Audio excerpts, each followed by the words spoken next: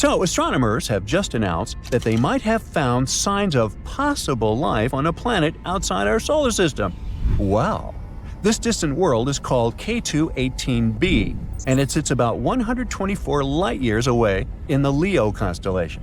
So, what life are we talking about? Little green men? Octopus-like tentacled creatures? Well, not exactly. First things first, let's define what life is. It's what distinguishes animals and plants from inorganic matter, like the ability to grow, reproduce, and change. Now, what do we need to support life? If what comes to your mind is water, bingo! Scientists have the feeling that K2-18b might be covered in oceans, and if it's so, it can support tiny forms of life like microbes. A team of researchers from the UK and the US used the James Webb Space Telescope to look at the planet's atmosphere. They found hints of two very special chemicals. On Earth, only living things can produce those, and the living things I'm talking about are mostly tiny ocean plants called phytoplankton. So, basically, this planet might indeed host life in the form of algae. Now, of course, scientists still need more proof before getting too excited. We should keep in mind that it's possible that those chemicals were made by something we don't understand yet, not necessarily by living things. But still. K2-18b is a big boy. It's more than 8 times heavier than Earth and about 2.5 times larger. So what makes it even more interesting is that it's located in the Goldilocks zone around its star. That means it's not too hot and not too cold there, just right for the existence of liquid water, which is highly important for life, as we know it. Astronomers study faraway planets like this by watching how their light changes when they pass in front of their star. This allows us to figure out what kinds of gases are in the planet's atmosphere. Back in 2013, the James Webb Space Telescope found methane and carbon dioxide in the atmosphere of the planet. These are carbon-based molecules, and it was the first time they were found on a planet in the habitable zone. Scientists also saw a weak signal of a chemical called DMS, which is mostly made by tiny ocean life here on Earth. So, the researchers pointed the telescope at the planet again a year later using a different tool that could pick up more light details.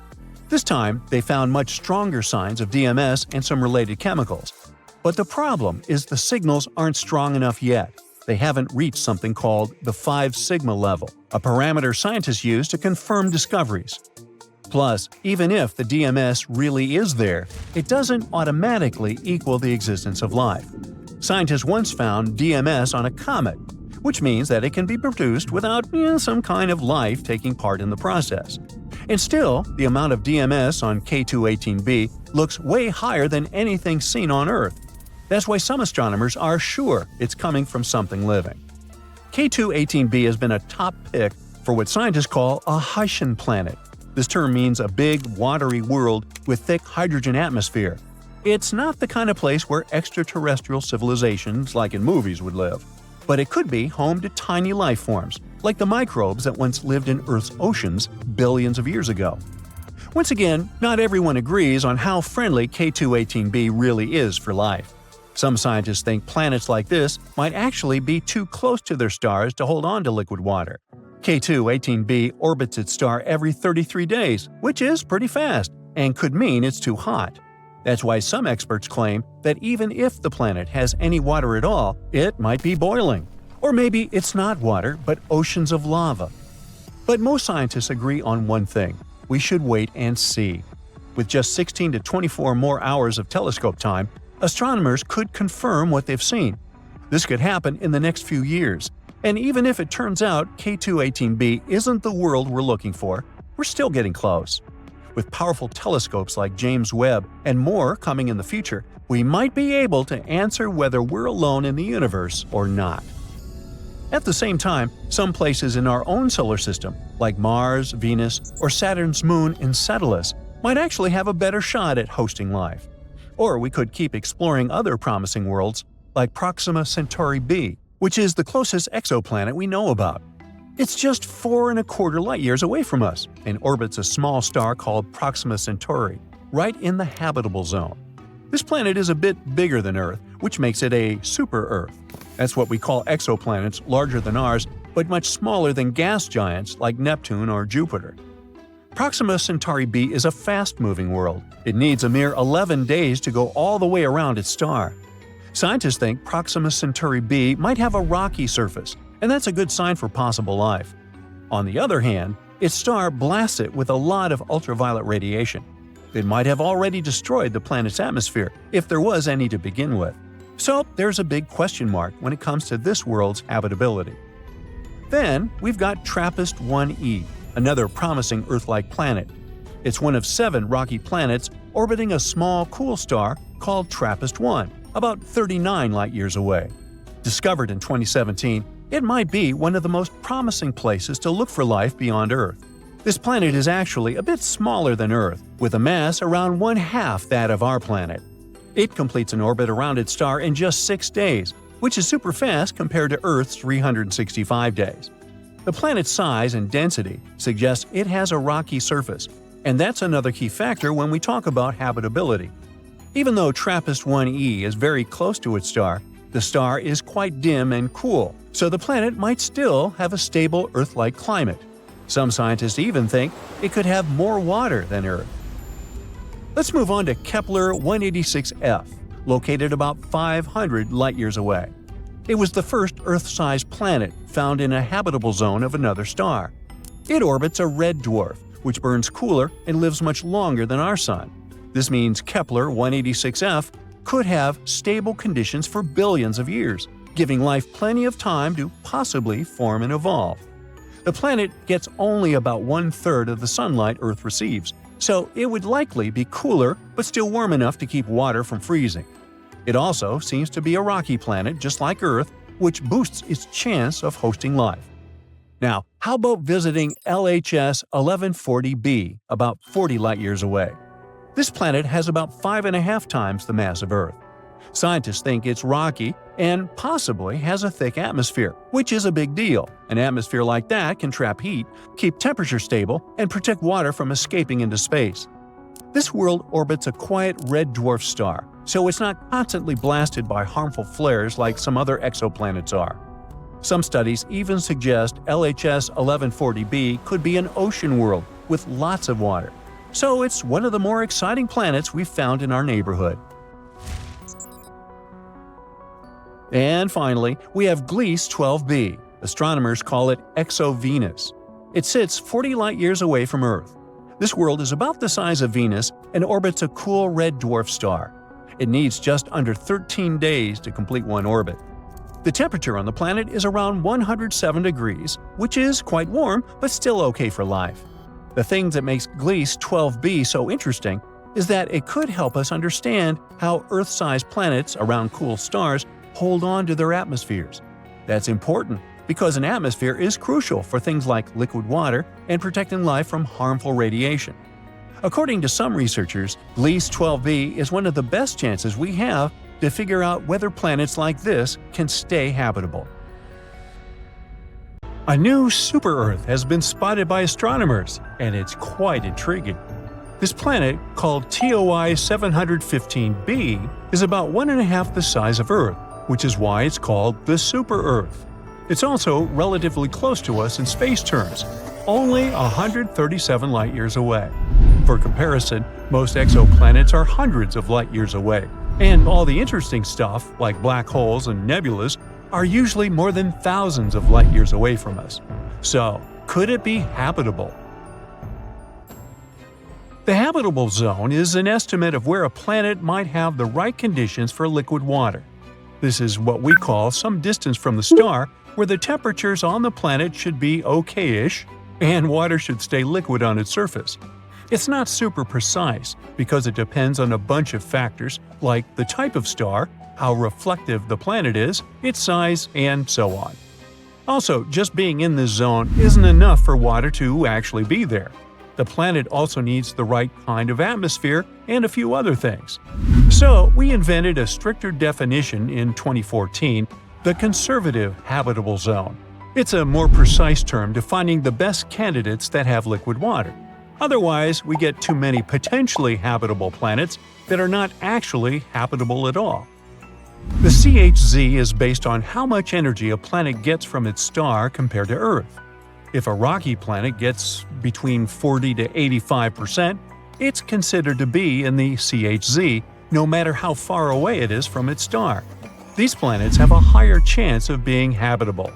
And yes, TOI 715b is located there.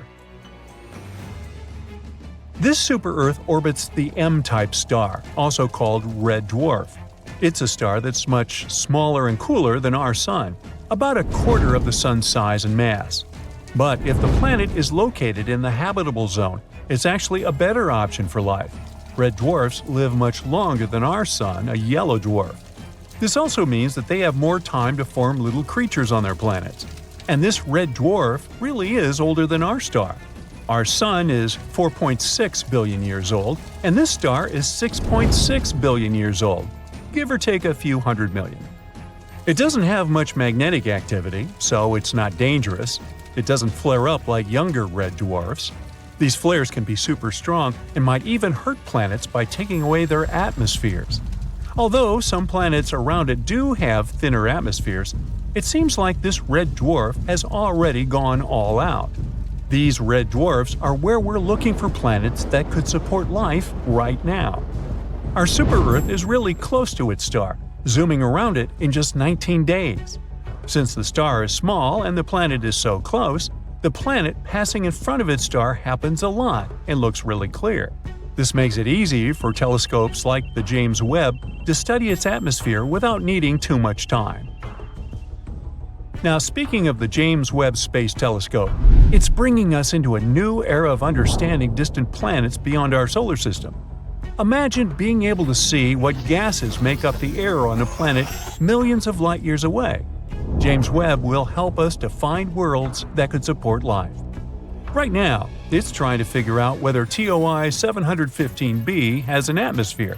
If it does, its atmosphere might be easier to spot compared to a planet that's drier and denser.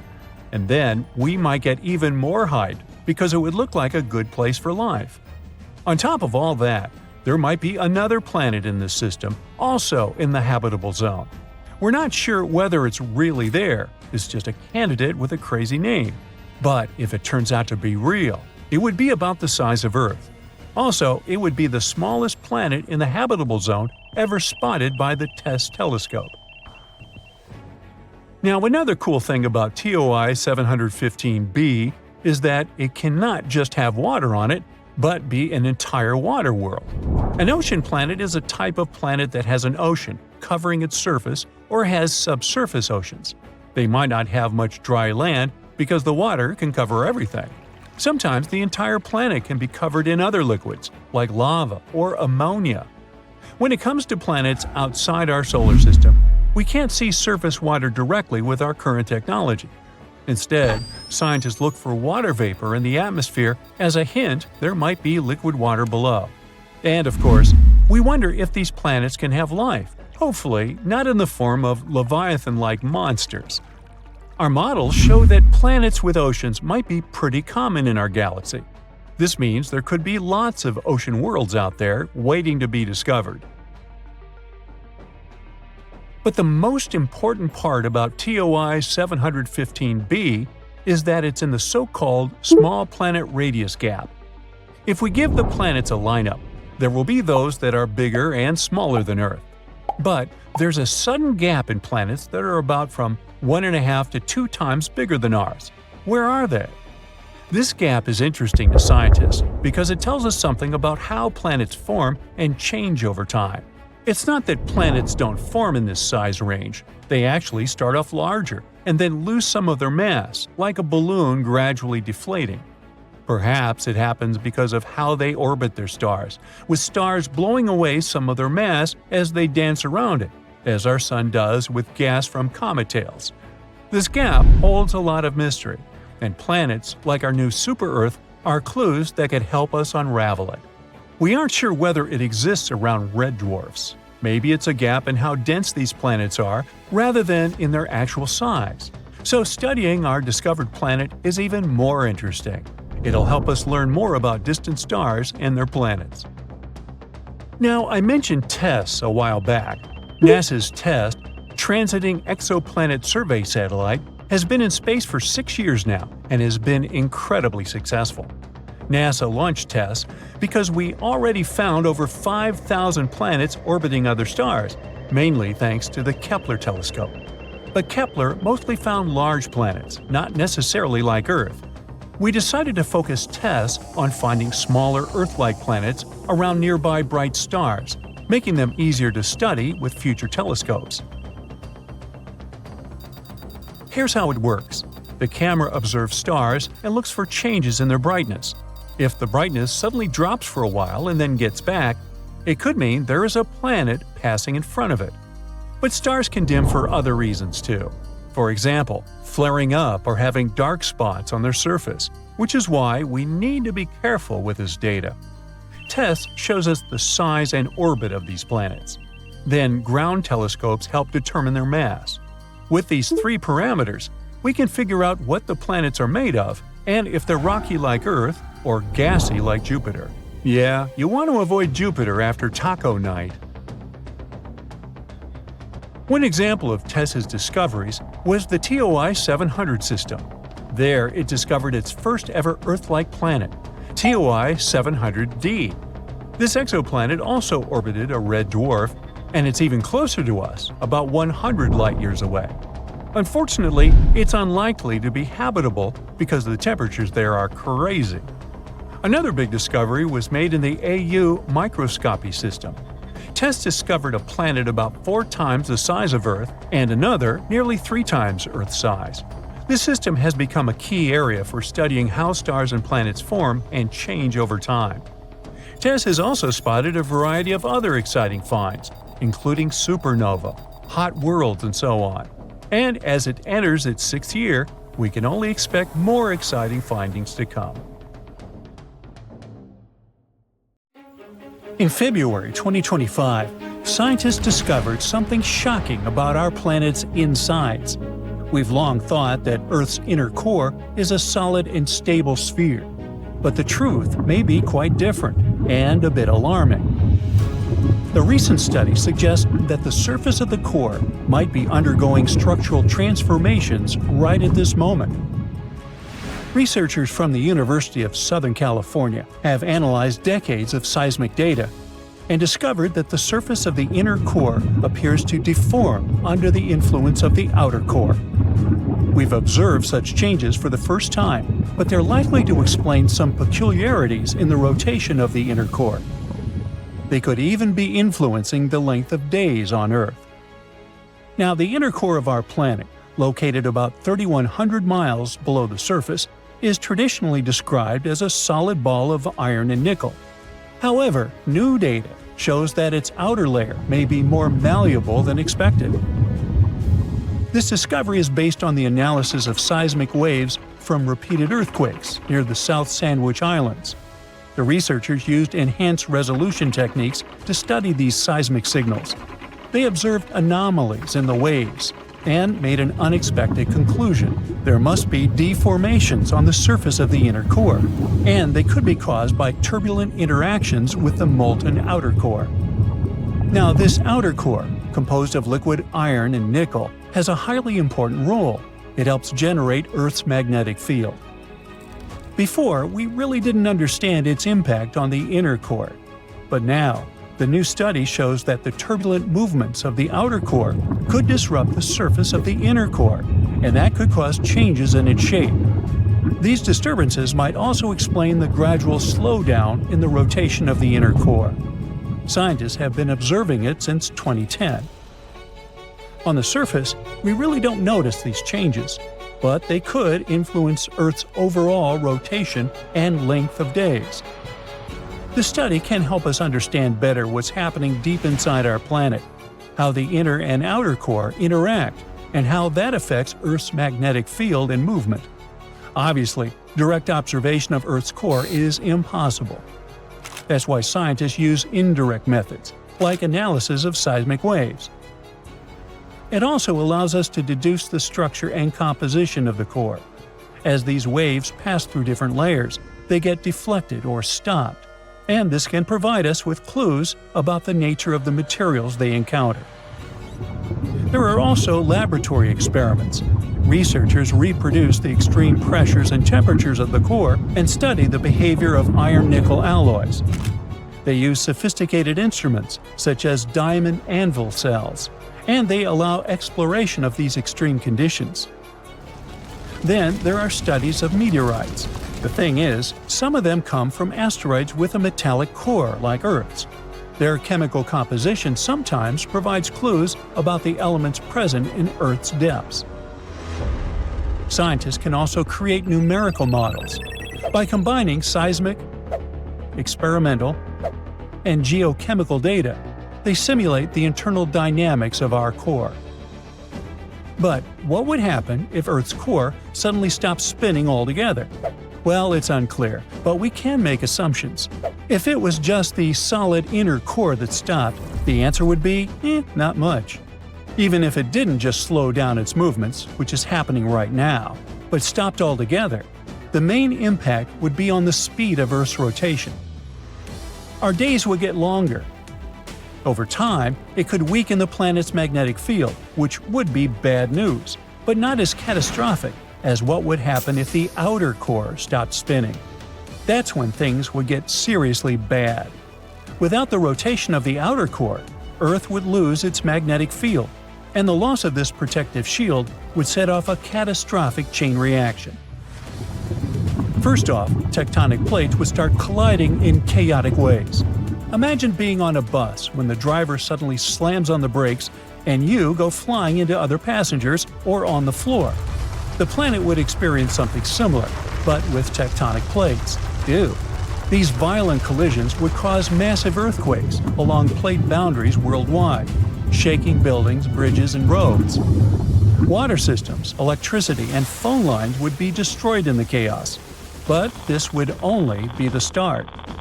Without the magnetic field, cosmic radiation would start hitting Earth's surface.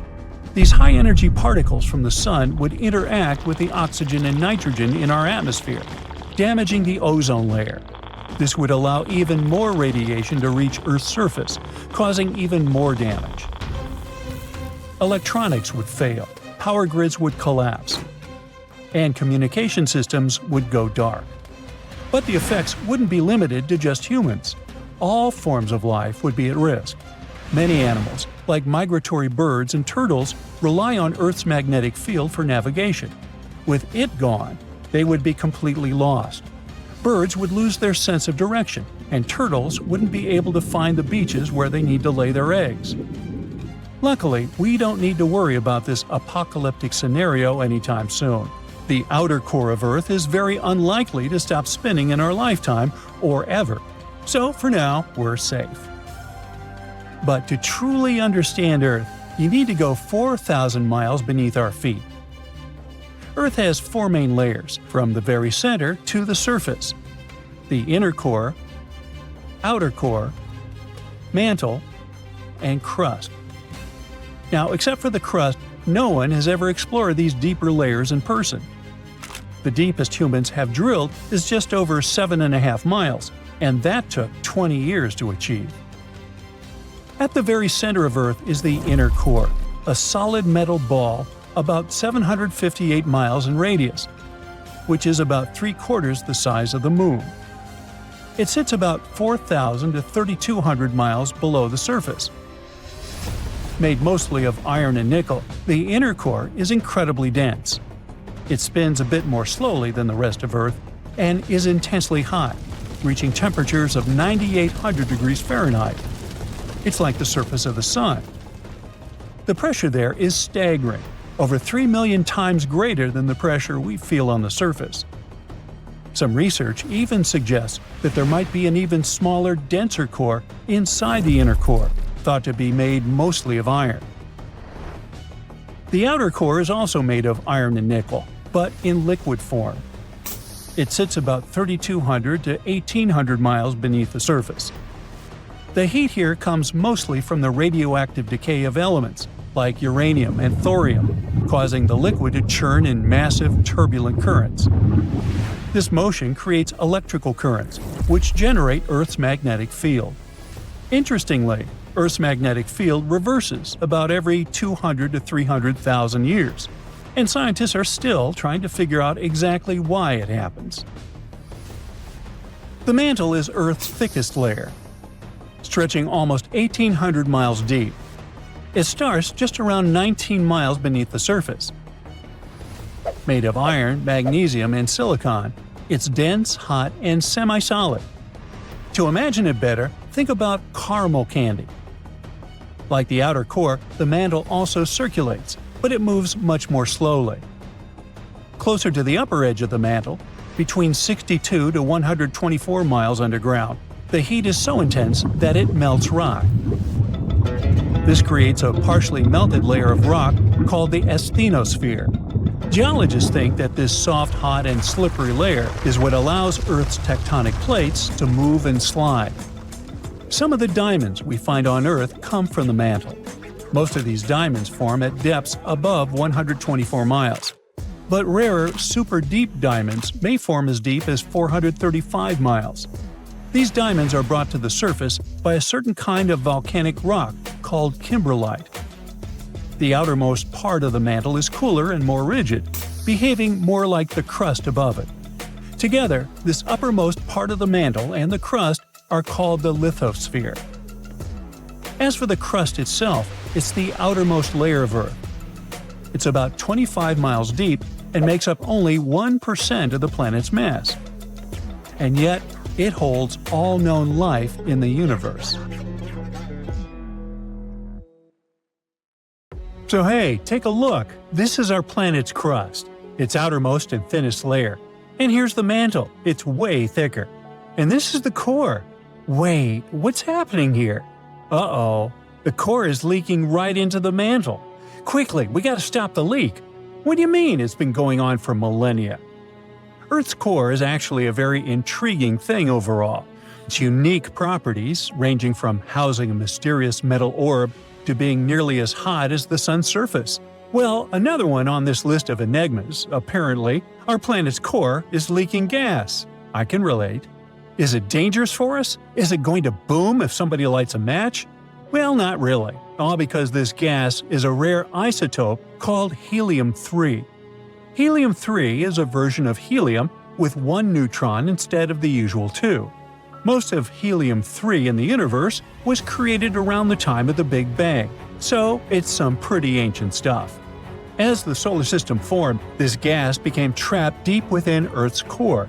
Shielded from space collisions and other cosmic hullabaloo, it remained hidden in the planet's depths for billions of years. Now, we've known for quite some time that occasionally, trace amounts of helium-3 escape to the surface, but no one has known the exact mechanism behind this leakage. Until recently, the breakthrough came with the discovery of exceptionally high ratios of helium-3 and its more common counterpart helium-4 in ancient lava flows on Baffin Island. This island is located in Canada's remote Arctic archipelago. The craziest thing is that these findings have the highest helium-3 ratios ever observed on dry land. The research revealed significant helium-3 levels. It might mean that the volatile elements from the solar nebula, that's the cloud of gas and dust that gave birth to our solar system, have remained in Earth's mantle since the earliest stages of the planet's formation. The discovery was made in lava flows that erupted around 60 million years ago, during the formation of a new seafloor when Greenland and North America split apart. But hey, it was amicable. The research team, led by Forrest Horton from the Woods Hole Oceanographic Institution, used advanced techniques to measure the helium trapped in olivine crystals within the rocks. These crystals formed before the magma erupted, which helped preserve the helium as it rose from deep inside the planet. The scientists found about 10 million helium-3 atoms per gram of olivine. That's a shockingly high concentration for Earth. You see, Earth's core acts as a reservoir for helium-3, storing it since the planet's formation. Over time, small amounts of this gas escape into the mantle through processes like mantle convection. That's when the planet's rocky interior stirs and moves like boiling water. Magma plumes, which appear in the mantle and rise to the surface, carry helium-3 with them. When the magma erupts, most of the helium escapes into the atmosphere. However, some of it gets trapped in crystals within the lava. That's how scientists can later study its origin and movement. Now let's follow the journey of helium-3 in the Baffin Island rocks. It began at least 100 million years ago. Mantle plumes carrying the helium likely took tens of millions of years to reach the surface. It means helium-3 has been leaking from Earth's core for millennia. It also means that our planet most likely formed in a solar nebula containing helium-3 and other noble gases. Baffin Island is an ideal location for studying Earth's deep interior. Its volcanic rocks are remnants of ancient lava flows that erupted when the North Atlantic began to open. The researchers traveled by helicopter to the remote island, which boasts towering cliffs, icebergs, and even polar bears. Local organizations helped the team access the area and ensured their safety during the expedition. The discovery of helium-3 leaking from the core raises new questions about what other elements might be stored deep within Earth. Could it be significant amounts of other light elements, such as carbon and hydrogen? These elements are critical for life and could provide further insights into the planet's habitability and evolution. For instance, the core's lighter-than-expected density might be explained by the presence of these elements. Plus, understanding the movement of helium-3 could also help track the behavior of other gases across the core mantle boundary. But this isn't the only unexpected discovery about Earth's insides. Let's go to Turkey's Central Anatolian Plateau. There, Earth's crust seems to be slowly dripping into the planet's interior. This process, known as lithospheric dripping, is still shaping the surface geology of the region. Lithospheric dripping occurs when the lower part of Earth's crust, heated to a certain temperature, becomes viscous and begins to flow downward. Imagine a thick liquid like honey or syrup flowing into a bowl. Now you get it. Now, speaking of Earth, it's been happening over a long period of time. And as this material moves downward, it pulls the crust with it, causing the surface to sink. As a result, we see new depressions or basins. Once this gooey material detaches from the crust and sinks further into the mantle, the surface rebounds, causing the ground to rise. This cycle of sinking and rising is what creates the shifting landscape in regions like the Konya Basin in the Central Anatolian Plateau. It is the very site where geophysicists observe signs of lithospheric dripping.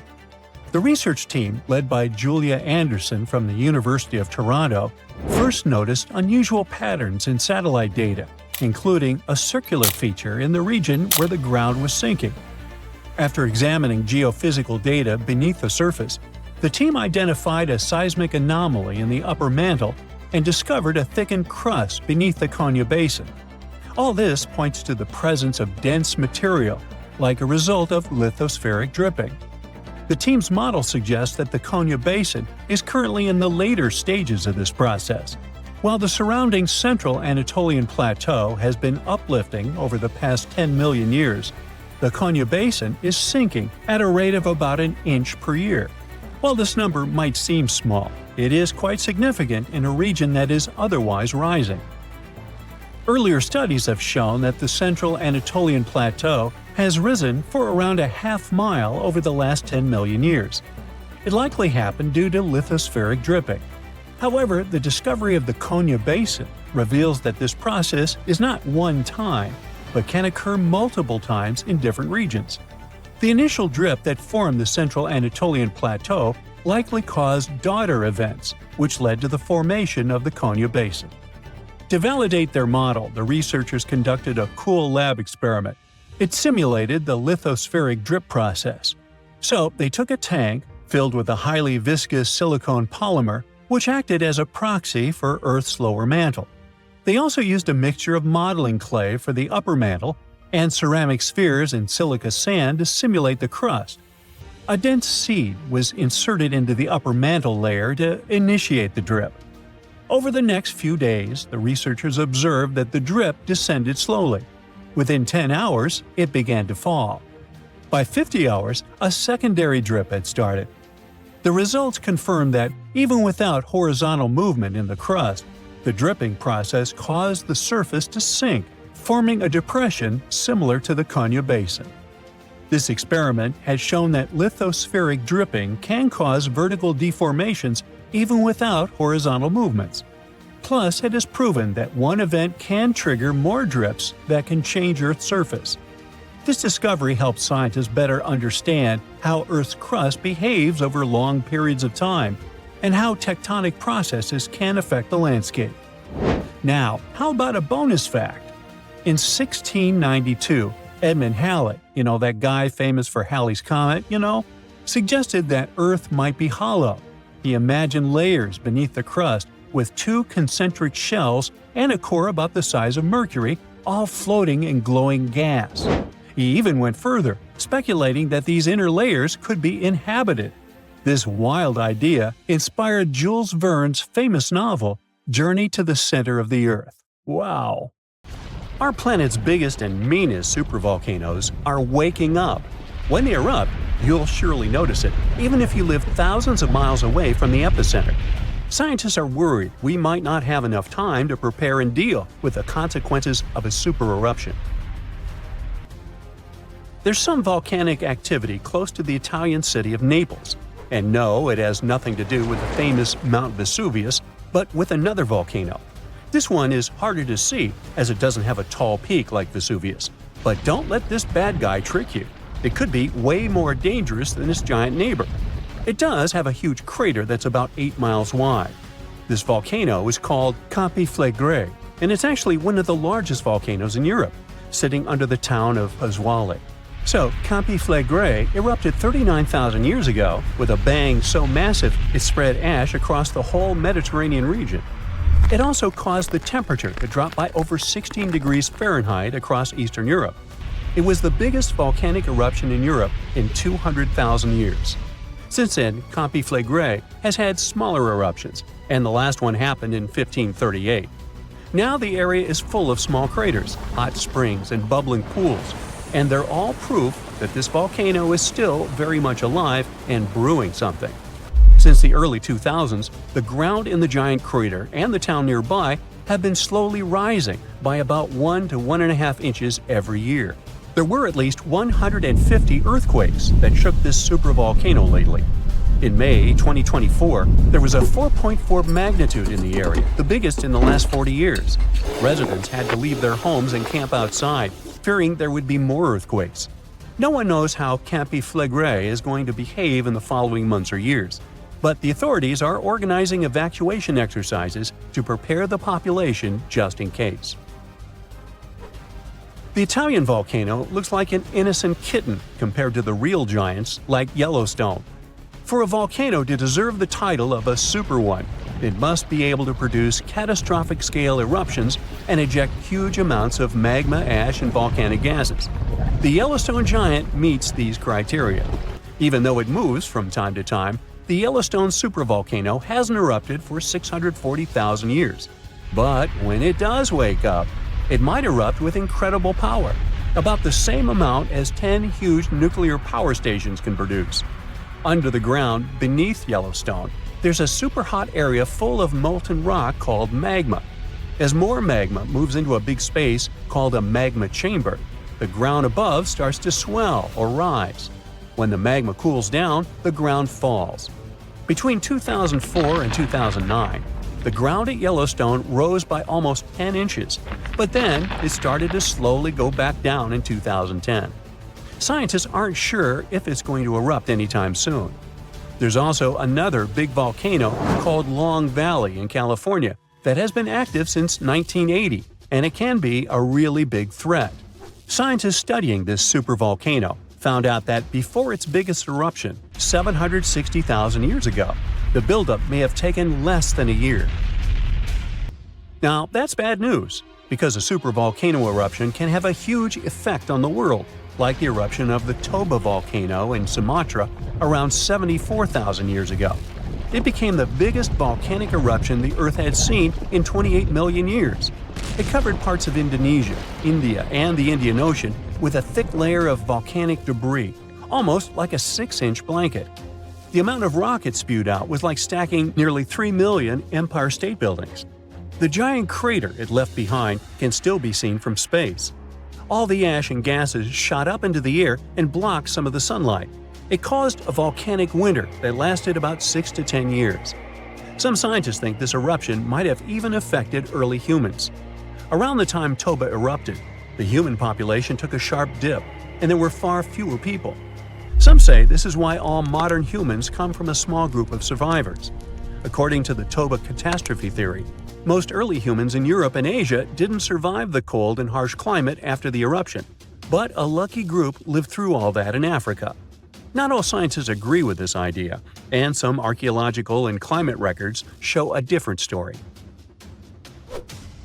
Another volcano that changed the world in a big way was Mount Tambora in 1815. The next year went down in history as the year without a summer. It was cold and rainy, and there was snow and frost even in the middle of summer, especially in Europe and North America. This happened because the volcano sent out a lot of sulfur dioxide into the sky, which spread all over the world and made the planet colder. When Tambora erupted, it caused huge tsunamis that smashed homes and took the lives of around 10,000 people. Afterward, about 80,000 more people passed away because of the consequences the eruption had caused in the world. The cold weather ruined crops, so food became really expensive. And because horses were the main way people traveled, the cost of oats that they ate went way up too. Some people even think this led to the invention of the bicycle in 1817 as a new way to get around. The eruption made the Earth colder for about 3 years. Now, even though the Tambora eruption was so powerful, Krakatoa, another volcano in Indonesia, stole the show when it erupted in 1883. It was just easier to spread information about it through telegrams and photos. Its final blast was the loudest recorded sound in history, and people could hear it on 10% of the entire Earth's surface. The eruption started a tsunami with waves about half as tall as the Statue of Liberty. Now, if we only had 12 months to prepare for a supervolcano eruption, it would be really hard to store enough food and get ready. But don't panic just yet. Supervolcano eruptions are very rare, and the last one happened 26,500 years ago in New Zealand. Scientists think that a super eruption happens once every 100,000 years on average. But the sad part here is that the Earth doesn't follow a perfect timeline.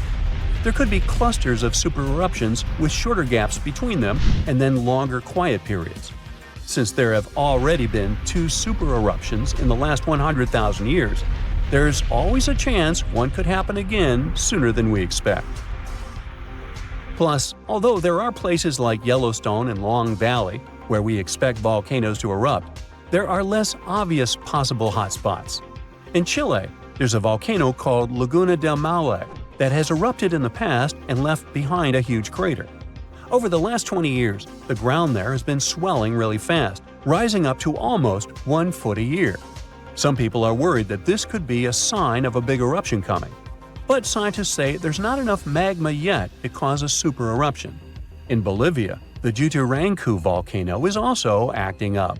It's part of a group of volcanoes that have caused super eruptions in the past.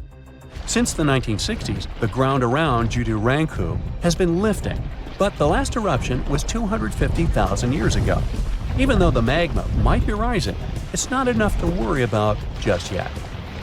The chances of a super eruption happening during our lifetime are 1 in 1,400, which is pretty low, so you don't need to worry too much. But just like someone wins the lottery every week with very small chances, a super eruption could happen sometime in the future, and when it does, we'll need to be prepared. Well, we've been miscalling Uranus all this time. Actually, astronomers say we should be pronouncing it like Uranus, not Uranus. I can't say a different stress changes much, though. However, things could have been different. Initially, Uranus was supposed to have the majestic king-like name of George, because astronomers wanted to name it after King George III. In the end, they changed their minds, and now, well, it's the punchline of every joke. If you take the total cost of launching a mission and divide it by the weight of the cargo, you'll see some pretty mind-blowing figures. According to specialists, back in 2016, it used to cost $10,000 to send just 1 pound of cargo into space. But now, prices have gone through the roof. Cygnus spacecraft's cargo costs over $43,000 per pound, while SpaceX's new carriers come in at around $27,000 per pound. Remember how hard it is to pay $5 for water at airports? Now, a bottle of water in space would cost somewhere between $9,000 and $43,000, and that's only to have it delivered in space. Now, as for water in space, well, it used to be considered a super rare thing. But in reality, there's water ice all over our solar system, so you don't have to buy those overpriced $43K water bottles. It's hanging out there in comets, asteroids, and even in hard-to-see craters on Mercury and the Moon. We're not sure if there's enough water in these places to support colonies of people, though. Mars also has ice at its poles, hiding under the surface dust and frost. Even smaller celestial bodies, like Saturn's moon Enceladus and dwarf planet Ceres, have ice. NASA scientists think there might be a chance of finding life on Jupiter's moon Europa. There might be liquid water beneath its icy shell. Europa, even though it's a lot smaller than Earth, might have an ocean deep enough to hold twice as much water as all the oceans on our planet combined. In 2009, scientists exploring a massive cloud of dust and gas in the center of our galaxy stumbled upon a fascinating surprise. They found ethyl formate within the cloud. This chemical is responsible for the delightful flavor of raspberries and has a rum-like scent. Furthermore, another nearby region is brimming with ethyl alcohol, the same type found in many beverages. In fact, there is enough alcohol in this region to provide every person on Earth with 300,000 pints of beer every day for the next billion years. Now, believe it or not, we do have a black hole on Earth. The thing is, creating an in-lab black hole was a sort of indispensable thing to do. Studying black holes in real space remains a distant dream, so it was only possible to create one to experiment with in a lab. A group of scientists in the Netherlands wanted to explore the mysterious Hawking radiation theory proposed by the iconic Stephen Hawking. Using atoms to mimic an event horizon, they orchestrated electrons, causing a surge in temperature that resembled flat spacetime. As particles moved through quantum fluctuations, a ring of infrared radiation appeared around the lab-grown black hole, mirroring Hawking's idea. So, if you totally understood what I just said, could you please explain it to me? Now, it may sound insane, but you can totally be allergic to the moon. Long story short, it was the final Apollo mission, and they brought back more rock samples than ever before. Plus, they had the first and only pro-scientist on the moon, Jack Schmitt. He was a geologist, and his rock samples helped scientists learn more about the moon's magnetic field and volcanic history. During the expeditions, it became evident that Jack Schmitt was allergic to moon dust. The gritty, sticky powder clung to his suit and his skin, causing irritation in his sinuses, nose, eyes, and throat for a couple of hours after he took his helmet off. Meanwhile, neutron stars are extremely dense, being basically just a bunch of neutrons squished into a super small space. If you had just a teaspoonful of this stuff, it would weigh more than the entire human population combined. And to match the density of a neutron star, we'd all have to squeeze into the space the size of a sugar cube. No thanks. When it comes to outer space, we tend to think that Earth and the Moon are pretty close together. But in reality, you can actually squeeze all the other planets of our solar system between Earth and the Moon. The average distance between them is about 240,000 miles. If you added up the diameters of the 7 planets, you'd still have some room to spare, about 5,000 miles. In 2011, scientists made a groundbreaking discovery of a massive reservoir of water in space. This water, equivalent to 140 trillion times all the water in Earth's oceans, could provide each person on our planet with a planet's worth of water 20,000 times over. This reservoir was located near a massive black hole drawing in matter and emitting energy, known as a quasar. The water was formed by energy waves colliding hydrogen and oxygen atoms together, and it was found around 12 billion light-years away. So, when the Curiosity Mars rover snapped its very first sunset picture in 2015, scientists were practically doing backflips from excitement. Turns out, sunsets on the red planet are anything but red. They're actually a stunning shade of blue. According to NASA, the reason behind this phenomenon is that the dust in Mars' atmosphere is like a magical filter that lets blue light shine through while blocking out those warm tones like yellow, orange, and red. Well, Venus is a slow spinner compared to Earth. It takes this planet 243 days to make a full rotation, and it spins in the opposite direction. But even though Venus takes longer to spin around, it zooms around the Sun in just 225 days because it's located so close. So, believe it or not, a year on Venus is actually shorter than its day. So, you might think that the night sky should be full of stars with no dark spaces at all. This idea is known as Olbers' paradox, named after German astronomer Heinrich Wilhelm Olbers. He thought that if the universe was infinite, unchanging, and timeless, then we should see stars everywhere we look. But it turns out that the universe is not infinite, unchanging, or timeless. Edwin Hubble discovered that the universe is actually expanding, and the leftover radiation from the Big Bang tells us that the universe is about 13.8 billion years old. Think of all the birthday candles. Ooh! So, the reason we don't see stars in every direction is because some stars are just too far away, or they haven't been around long enough for their light to travel all the way to us. During the Apollo 16 lunar mission, Ken Mattingly, the command module pilot, had a bit of a scare when he realized his wedding ring was missing. The whole crew frantically searched the spacecraft for it, but no luck. Finally, on day 9, while Mattingly was on a spacewalk, the ring was spotted floating out the hatch door. Charles Duke Jr. tried to grab it but missed. Luckily, it bounced off Mattingly's helmet into Duke's hands. It's cool they found the ring, but there are many other things people left up there. There's even a toothbrush floating around somewhere. Mercury is already the tiniest planet in our solar system, not counting Pluto, of course, and the second densest after Earth. And believe it or not, it's actually shrinking and getting denser. For a long time, scientists thought Earth was the only planet with tectonic activity.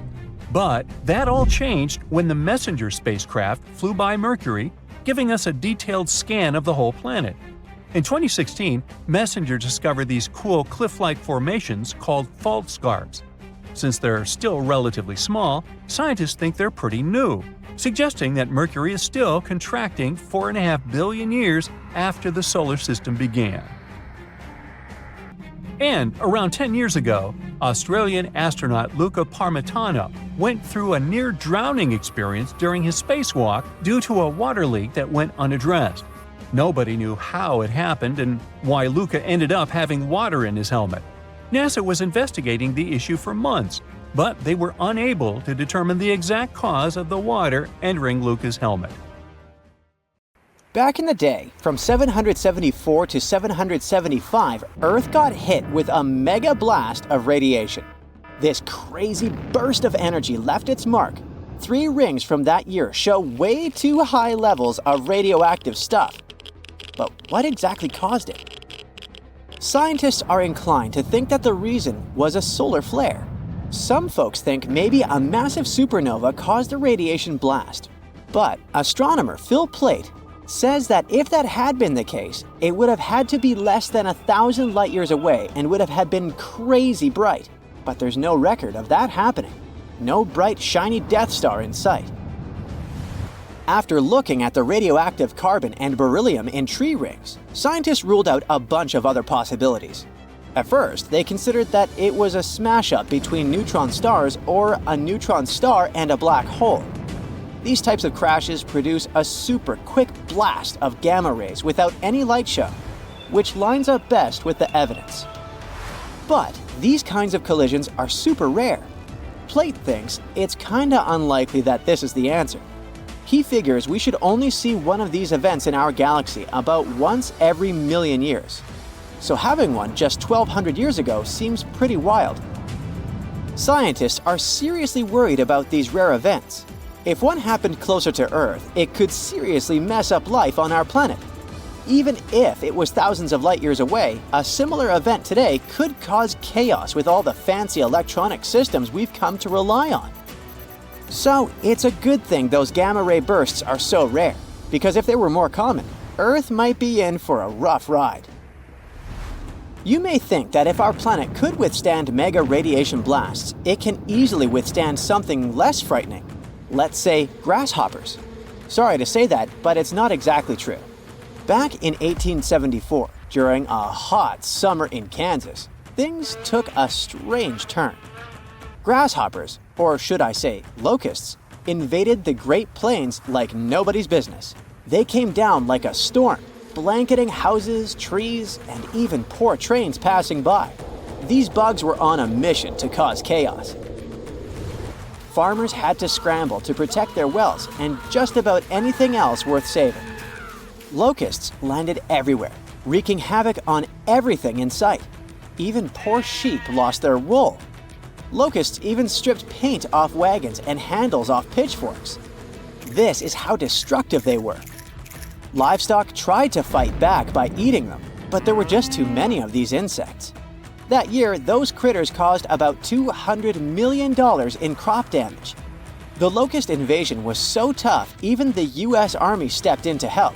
In the end, locusts began to disappear, sparing the plains from further devastation. Natural disasters can be even more unexpected than radiation blasts from space and locust invasions. Check this out. Back in June 2017, a reindeer herder up in northwest Siberia was minding their own business when they suddenly heard a crazy loud blast and saw smoke shooting up from the ground. If that happened to me, I'd need to change my pants. Sorry. Later on, they found this huge hole that was like 23 feet wide and nearly 65 feet deep and was surrounded by chunks of ice and dirt. It turned out that there were over 17 such black holes in the area. They were filled with peaty water and shrouded in mystery. Some folks thought those were sinkholes. Others were sure they were left by top-secret device tests or even a bunch of meteorites. Now, the latest idea is that these holes are actually craters caused by the Arctic warming up and melting the frozen ground. The theory states that as the ground thaws, gas pockets trapped beneath the surface burst through, creating such dramatic holes. Apparently, these eerie craters have been showing up in specific spots in Siberia where ancient geological faults have been leaking out hot natural gas for ages. Combine that with some leftover methane from old lake sediments, and you've got a recipe for some explosive surprises as the planet heats up. Not scared yet? Alright, maybe you're afraid of darkness, huh? If so, you wouldn't like it back in 536. It's the year when the world went through a crazy 18-month period of darkness. A mysterious fog covered Europe, the Middle East, and parts of Asia, blocking out the sun and causing chaos. It was like the Dark Ages, but for real. It turns out that the main culprit behind this fog was a volcanic eruption in Iceland. This eruption spread ash across the northern hemisphere, causing temperatures to drop and crops to fail. People were freezing and starving. It was a mess. Historians from back in the day even talked about how weird it was. The sun looked like the moon. Summers were freezing cold, and even China had summer snow. It was all because of the volcanic ash blocking out the sun.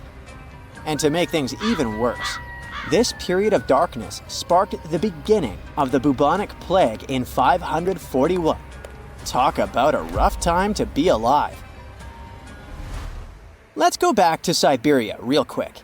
Back in 1908, way out in the wilds of Siberia, an asteroid dropped for an unexpected visit. Today, we know it as the Tunguska asteroid, but it didn't get its name instantly. Local folks only caught a glimpse of the show. A bright fireball streaking across the sky, followed by a massive boom.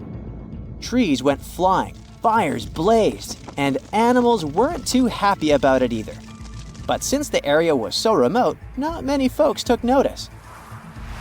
For almost 2 decades, nobody bothered to check out the Tunguska site. People had too much on their plates back then. But then, scientists finally made it out there and found evidence of the asteroid's shenanigans. Later in expeditions, they found some spacey microparticles. Fast forward to now, and NASA has a whole planetary defense thing going on. They even sent a mission to test out asteroid deflecting tech. Because who knows when the next cosmic rock will come knocking on our door, right? In the middle of the 19th century, there was one more epic solar storm called the Carrington event. It may not sound like a big deal to you, but it had pretty rough consequences. The next day after the storm, Earth was hit with this insane geomagnetic storm that threw telegraphs off the rails and brought auroras to the tropics. And it's the place where they normally never show up. Turns out, all this space weather madness started with weird stuff happening on the sun's surface, like sunspots. From these spots, solar flares and other crazy electromagnetic stuff can pop out and mess with our technology. Massive solar storms like this one can shoot out from the sun at speeds of up to 1,800 miles per second. They can contain billions of tons of solar material, complete with a sassy little magnetic field that loves to mess with Earth's magnetic field when they meet. Now, listen closely. We're getting close to the next solar maximum in 2025, so it's a good time to check out the history of the worst solar storms, like the Carrington event, and take notice. Imagine if a similar storm hit today. An internet apocalypse, anyone? Businesses would be sent offline and we'd be facing some serious damages. Luckily, these mega solar storms don't happen very often. But hey, space weather is tricky to predict, so who knows when the next one will hit?